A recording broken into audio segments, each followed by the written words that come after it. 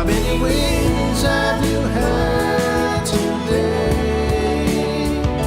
How many souls have you touched along? Good afternoon, everybody, and welcome back to school year 2018-19.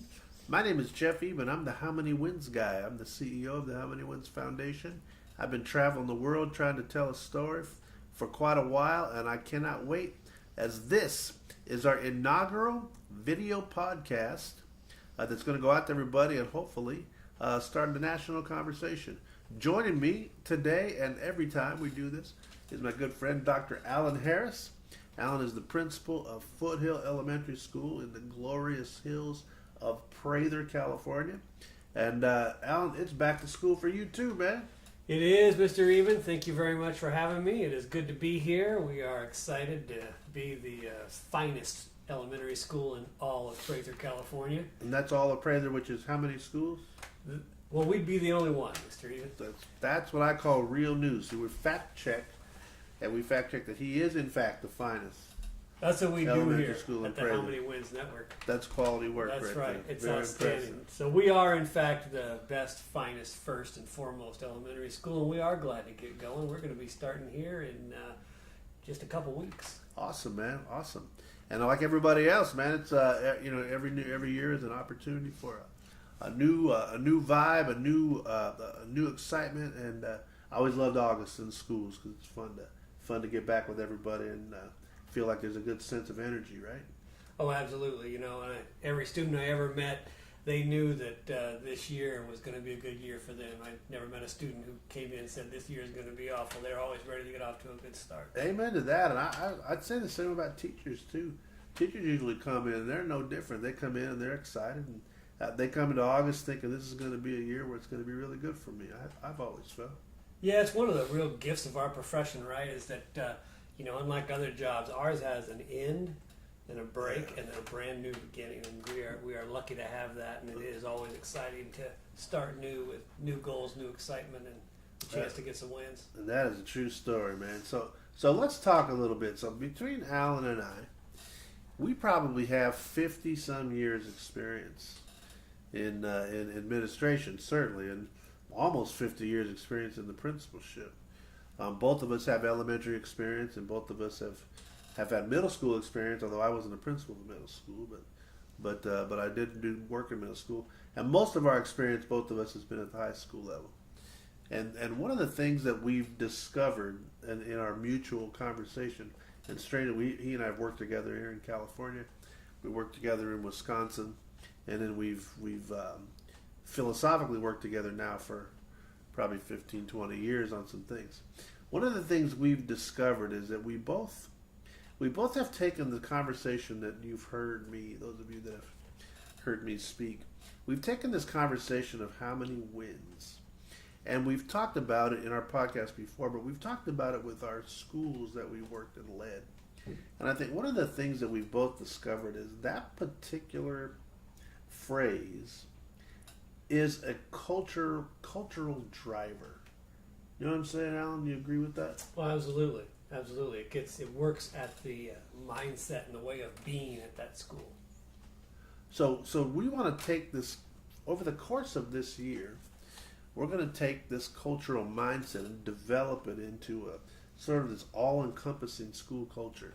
One of the things that we've discovered, if you execute the plan, if you execute the How Many Wins concept on a regular basis, and it's not that hard to do, but if you execute it on a regular basis and you stay with it from September to June, you will find, and I am confident in this, and we've seen it this year, but you will find a major change in your community. Would you agree? Yeah, it's what you get is a power, the shift of goodwill, right? So as you begin to build that and that sense of empowering the wins, and those people who've been waiting and wanting someone to be a cheerleader for kids and a cheerleader for good, they join in. You know, the total becomes greater than the sum of the parts pretty quickly. I agree, man. I didn't make this up, but people have always said, the parents basically drop their students off at our school. They want one thing, take care of my child, And taking care of a child is a big thing. There's a lot of issues that come into that. There's safety, there's learning, and all that stuff. But I think, parents by and large want their children to be happy and to feel loved and stuff like that. One of the things that How Many Wins does, it's the opportunity to give students opportunity for success. Right. Success by belonging and being part of a place that is safe, where they know that they belong, they know they're cared about, and they know that people have high expectations for them to succeed. You bet. So, those, like I said, many of you have heard me. So if you're on this podcast and you've been on my website and you've signed up for the newsletter and things like that, you've heard me speak and you've heard my story. But basically, How Many Wins is a concept that was given to me by a football coach.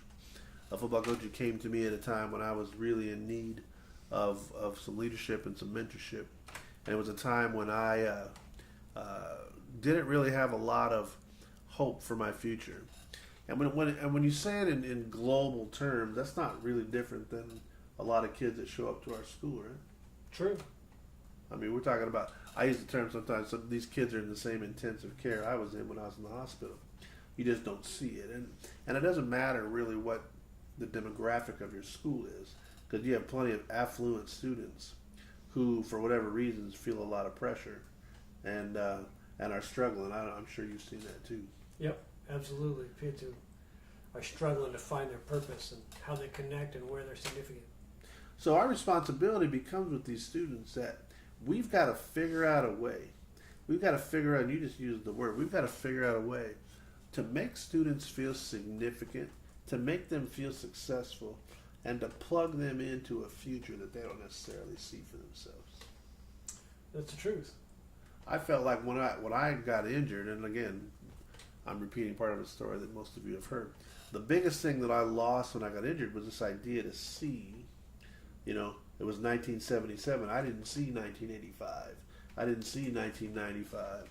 I didn't see 2005. All I saw was this moment. I was hurt. I was losing all the things I loved, and it looked pretty bleak. But what I did have was I had a person, a mentor, who came into my life and was able to see a future for me that I didn't see for myself.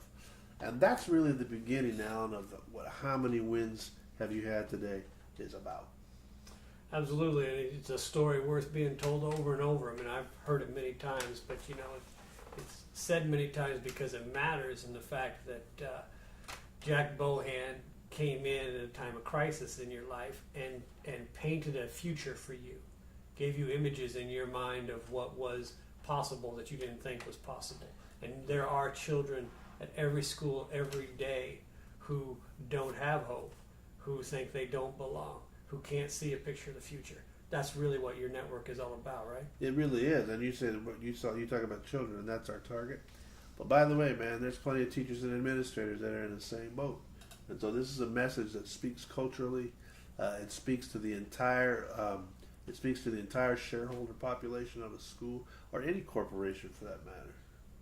It does, and I think, but we know as principals and principals, as my father used to say, get a lot of credit, but they don't do a lot of the real work.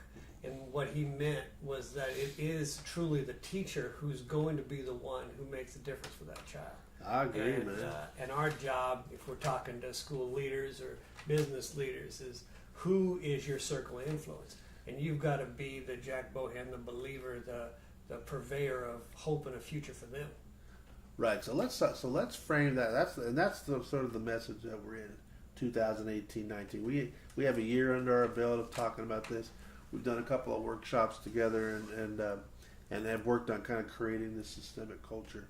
So as we take these podcasts and we're able now look at, you can see us now, and that's got to be a dream come true for most, right? Just to be seen, really. Just to be seen. I mean, if nothing else, we were heard, and now we're seen and heard. And as my mother said, you're quite a looker, honey. Maybe not, but you know what? But now you can see us. But one of the things this year that we want to really talk about are opportunities for you to take the How Many Wins paradigm, which I'll talk about why it's a paradigm in a minute. But you take the How Many Wins paradigm and make it part of your school. This year, I've probably in some of my conversations, I've gone in and spoken to schools, and they've taken it for what it's worth. And then there's been a few schools who have taken it and literally institutionalized it. And I watched over the course of the year schools completely become different places where success was the norm. And I saw it in everywhere across the country. I saw it in Franklin, Kentucky. I saw it in Taft, Oregon. I saw it in La Habra, California. I saw it in Honolulu, Hawaii, and places like that where people have literally decided to take it and live it. And I'm here to tell you that it makes a difference. So we're going to start there with this idea I mentioned earlier in my opening. We wanted to create sort of this national conversation, and I'm very serious about it. And I travel the country and do this, exactly that. And Alan and I have been working on conferences and places where we can present. But the idea is if we take the concept of how many wins, concept of winning, and we can get schools to understand that it starts with a mindset. A mindset. You have to walk into a mindset. We think that's probably the place to begin. Yeah, and you know where you've been to Honolulu and Taft, Oregon, and all kinds of different places. Is Taft even in Oregon? Is that in Texas? It is in Oregon. I can't even keep track of what all these places you go. That whole time I've been in Prather, California. The so entire much time. But so much like Honolulu. It's very amazing. similar. Yeah. But I think what we try to do here together is while you're out spreading the good news and touching all those people, I think my work has been to see it day in and day out happen and how it begins. I had a teacher last at the end of the year say to me, she said that one of her husband works out in the field and the guy came up to him and said, "Head up, wings out." And that's what we say at our school all the time. I love it. And her husband came home and said to her, "That darn principal of yours got the whole dang community talking about head up, wings out." Hey, that's how it works, man. And that is the power that we're talking about of beginning to have a mindset and an idea that people carry with them and how they look at things. And so I think what we hope to do this year is talk about the power of what's going on and also talk about the day-to-day work of living it out. It's true. I think you and I shared an experience back in Racine, Wisconsin. Racine, Wisconsin is a beautiful community on Lake Michigan and really, really nice. But it's hugely impacted by poverty. And it's a school system that stopped believing in itself a long time ago. And at one point in time in my first year there as a principal, you moved me over. Alan was our deputy superintendent. And you moved me over to go to the high school. And we got to the high school, and it was a very low-performing school. And we started the How Many Wins mindset there, and it took on a kind of a life of its own. And I swear to you, and I think the whole time I was there, when I left, it became sort of a news story. So I don't think I'm making this up. I swear to you that it impacted everybody in that community, from the students, the teachers, to the parents, to the business community, to folks that had nothing to do with school. Our school, it made it, the winning and success brought about a change in the entire community. Yeah. I mean, you remember? I do. And we started that lip dub and all that Yeah. kind of goofy stuff. Yeah, and it carries. I mean, I think you and I have talked many times about how it's not just the words of a slogan, it's what it means with the connection of people to it and how it connects to their story and who they are and what they are. 20 years ago, right about now, that guy by the name of Jeff Eben, who was principal at Clovis East, was giving a new activities director at Clovis West a bit of a bad time because he had a T-shirt that said "Feel the Family." I remember that.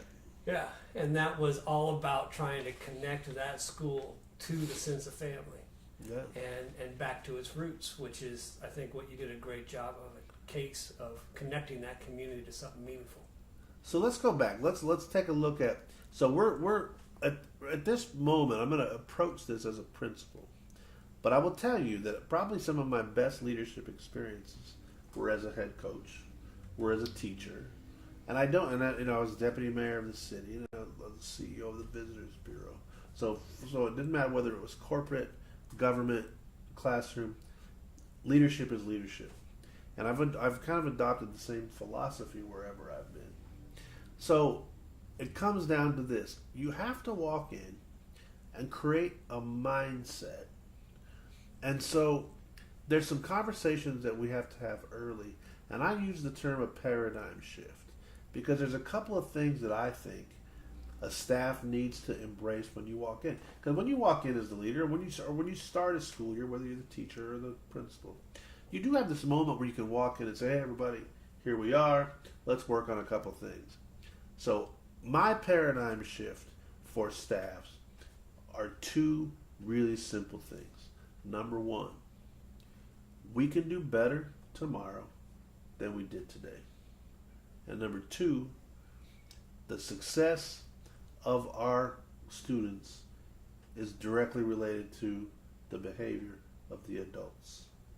Two things, paradigm shift, let's start there. What are your thoughts about those? Well, I mean, they remind me of your story, right? About, I mean, that concept of we can be better tomorrow than we are today. That is essentially, I think, what you and Jack defined a win is. One way in which you're better today than you were yesterday, right? Absolutely. I mean, that's at the heart of what he gave you, and his adult behavior is what brought out your trajectory in your life. And so we can do all the talking and podcasts we want, but the work is in the doing, right? I mean, at the end of the day, it's what, as a principal, are you going to do beginning day one to bring out the best of your teacher, who's going to bring out the best of the student. I agree. And that's where the things like, I would never start a school year without telling his story. Right. Telling Coach's story. And Alan calls him Jack. I never called him Jack in my life. But I was deathly afraid of him. Clearly, Alan must not have known met him. Alan must not have known him. Face to He face. wouldn't have called him Jack either.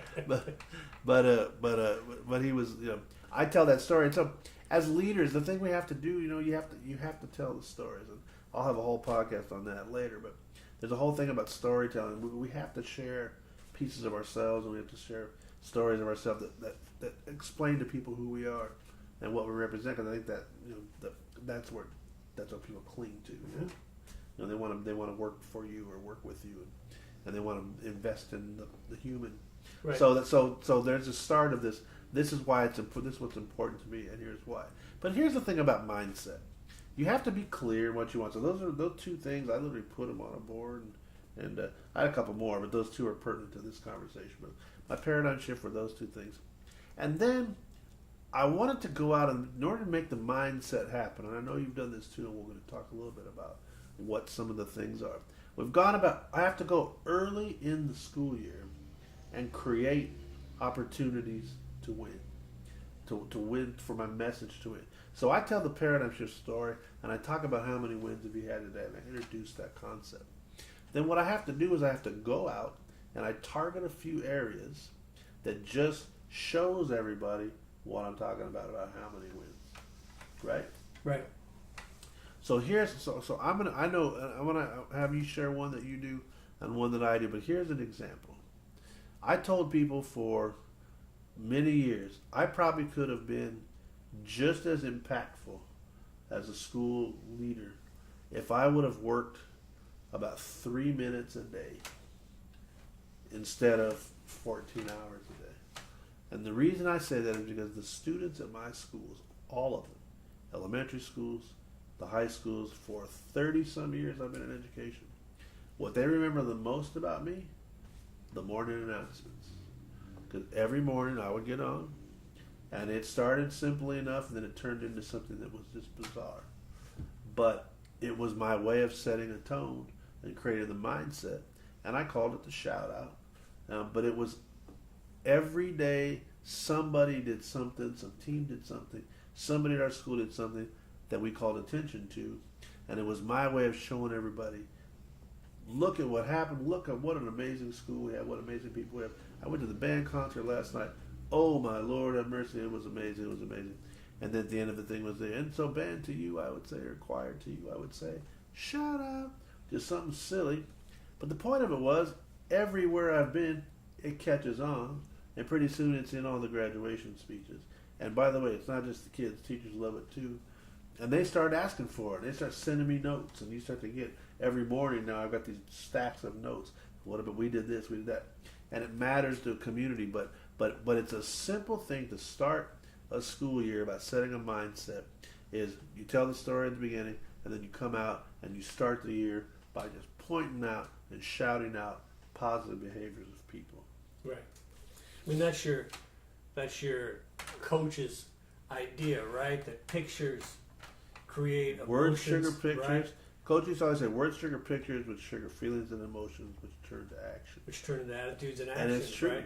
And so that those shout outs, I think whatever anybody uses, principal or teacher or whoever, what is going to be your method to every single day put a picture in someone's mind of their best and how they're going to get there, either what they did that was their best or what they're going to do next that'll be their best.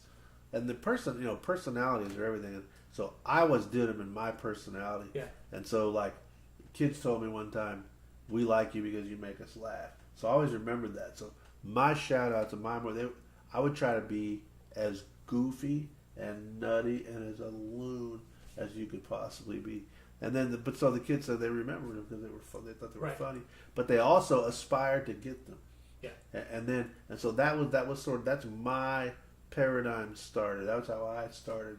And people would say, oh, you come to new to a school or you start a school year, and people would say, oh, okay, shout out. That's the first thing. And Right. so they would see that. Right. So you did a thing too with your staff, I noticed, and I know you've had a lot of success with this because there's some, like I said, the shout out is a real quick bang, hit them over the head with a bat type of thing, and go quickly.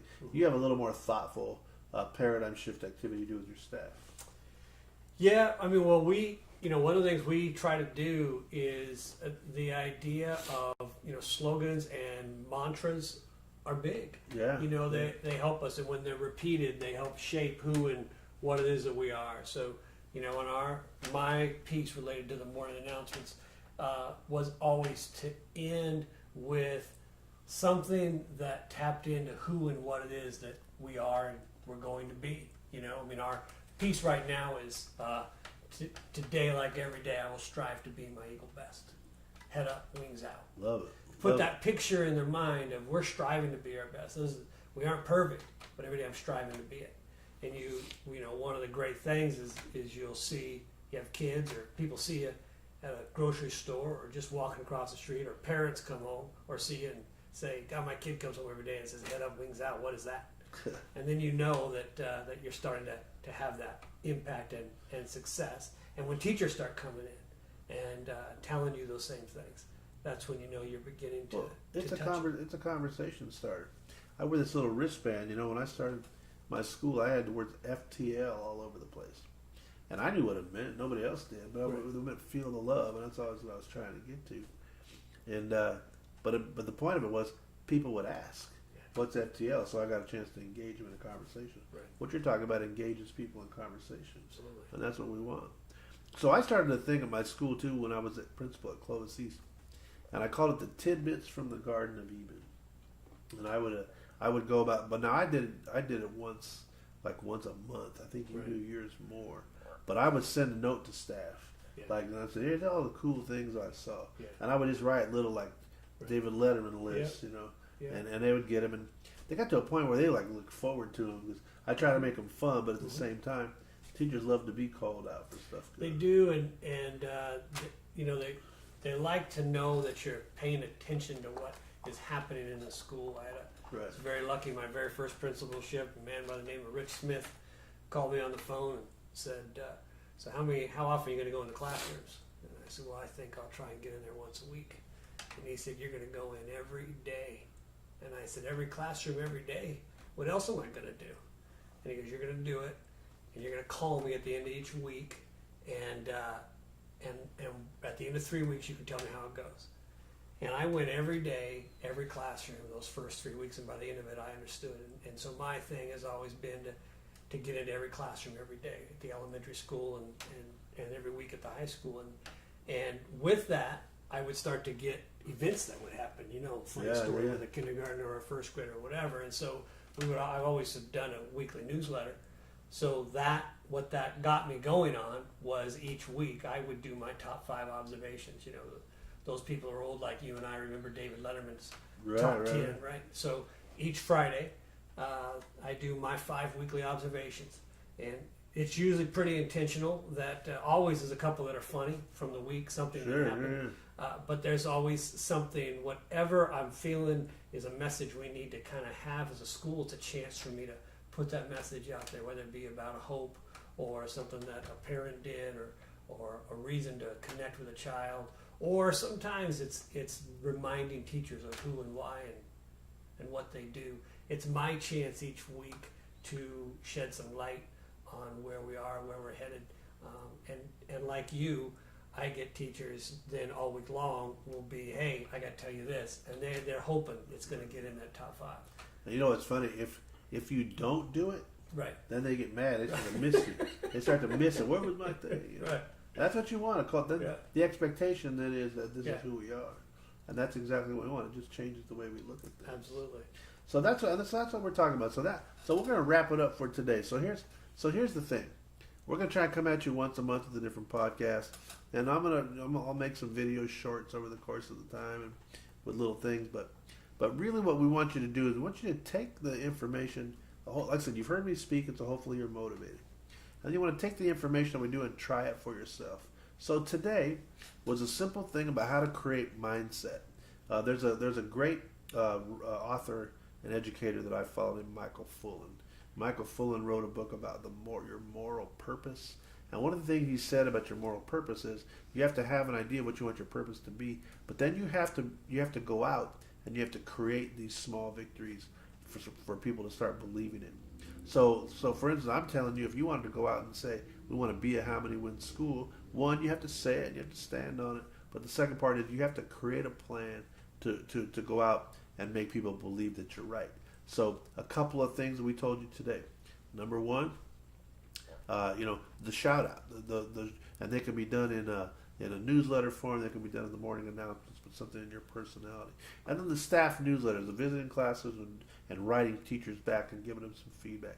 Those are two really simple things. Now when I say simple, you never have enough time to do stuff, and we always know that. But you're trying to change a mindset. You got to prioritize what's important. And so what Alan's talking about is when you give teachers feedback on a weekly basis that's cultural and positive, that's a really important priority. And so he does it on a Friday afternoon. The teachers go home for the weekend. They take it with them, and it becomes part of their weekend.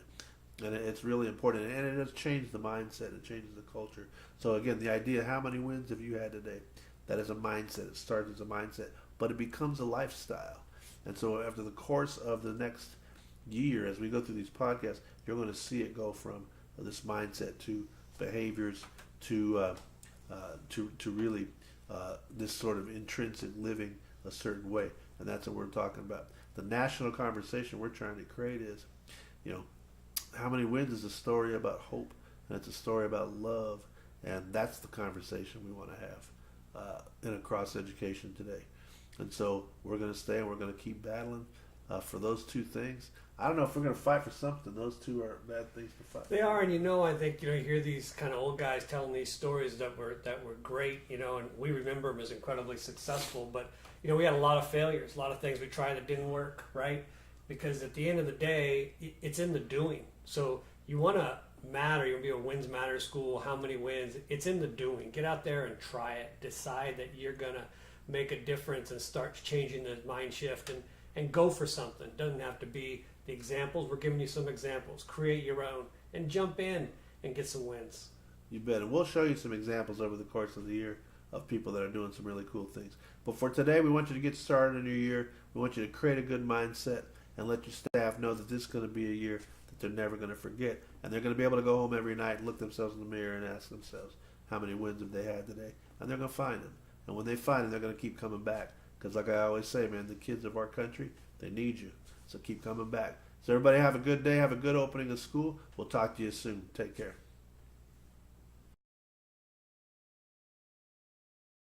And that's a wrap. Shout outs, man. Those are it. That was a good first one. Good. First one's in the bank. Yeah. Shout out's a big deal for you. Dude, I'm telling you, man. I swear sometimes I think if all I ever did was come to work and do that and leave, I'd have had the same. I think sometimes that's all you did. The same. It probably be true. Probably true if I get lost. What did you do? I'm always one of those. Showed up about 12. What's that like for the 340. kid? What's that like for the kid who just came rolling in the first period, man? And he's just like, So in Racine, if you remember in Racine, those kids, first of all, they would come in. You know, they're poor anyway. They're cold. They haven't eaten. Right. And but then remember they got bussed across town. yeah, And they would come in and they would sit in class. negative 30 degrees. And yeah, and of course, yeah, it was like -30. And the teacher said they would sit in like, okay, so like you be the kid.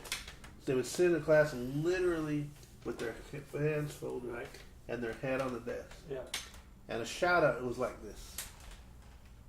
So now it's like 7:17. Right. And so I had my telephone in my office. Right. And I'd be on the phone, and it would look a little beep, and it would go, "Good morning, Case High School. What is happening today?" And the kid It would shock him away. and she said they would do, "Ah," and they even knew it was coming, and they would shock him. But then Every day. But then the key was I would just start riffing stuff and like, "Whoa, what a deal, man! Last night went out to the band concert." They were rocking. It was tremendous. And they would play. I said, I got a little Journey on because they play with Journey. So I got my little Journey on. And I'd sing a little of it. Don't stop thinking about it. So we just started Right. doing stuff. And then I'm like, so what a show last night. And the band, to you I say, shout out. And so that became like That became the thing. And then it was like, hey, I went by the baseball game last night. Awesome job, man. Baseball did a great job last night. Fell a little short, but I tell you, I like the way we competed. And so for you, baseball, I will say to you, shout out. And so the key was, I didn't do everybody every day, but over the course of like a week, Yeah. I would try to try and get all the groups that were going on that particular week. You know, football was always easy, Right. so you didn't want to do them Right. all the time. Yeah. But we tried to get everybody in. And then the thing about that, at the very end, it was always the same. And the last thing I said, and it would always be like, and so to you, I say, pause, shout out. And then it became like, the kids did it, man. They would imitate me in the hallway, graduation speeches, shout out, shout out. It was funnier than heck, man. And then Clovis West, it was, this is huge. And everything became huge. And at Gifford, it was, welcome to Gifford, the happiest place on earth. And so everything was about, then see, and that's why we're the happiest place on earth. I always try to do something, man, but it was fun. Yeah. That's how I could have made the same amount of money just doing 3 minutes a day. Right. That'd be Right. good. The life as an educator. And the power of the shout out, man. I'm a believer. Good stuff, man.